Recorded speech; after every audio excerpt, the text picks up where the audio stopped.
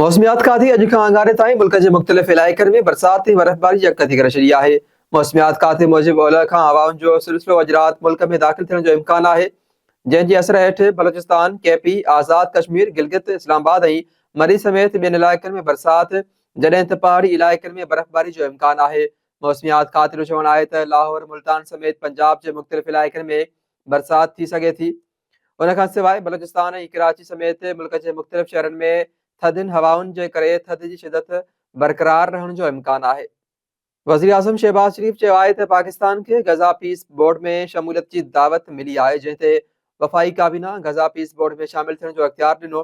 London high commission ॿाहिरां media सां ॻाल्हाईंदे वज़ीर आज़म चयो त पाकिस्तान गज़ा में अमुन क़ाइमु थियण जी उमीद ते बोर्ड में शमूलियत अख़्तियार कई आहे ऐं उमीद आहे त फ़लस्तीनियुनि खे इज़त ऐं वक़ार सां पंहिंजा जाइज़ हक़ मिलंदा।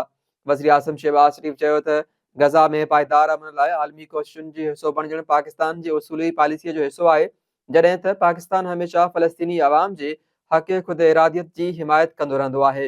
वज़ीर आज़म वधीक चयो त अमरीकी सदर डोनाल्ड ट्रंप सां मुलाक़ात दौरान पाक भारत जंगबंदी में किरदारु अदा करण ते संदसि थोरा मञिया, जंहिं ते सदर ट्रंप पाकिस्तान लाइ नेक ख़्वाहिशुनि जो इज़हार कयो।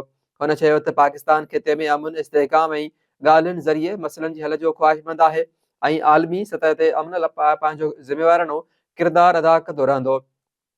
हुकूमत वादीअ तेरा खे फ़ौजी हुक्मनि तहत ख़ाली करण बाबति हलंदड़ ख़बरुनि जी सख़्ती सां तरदीद करे छॾी आहे।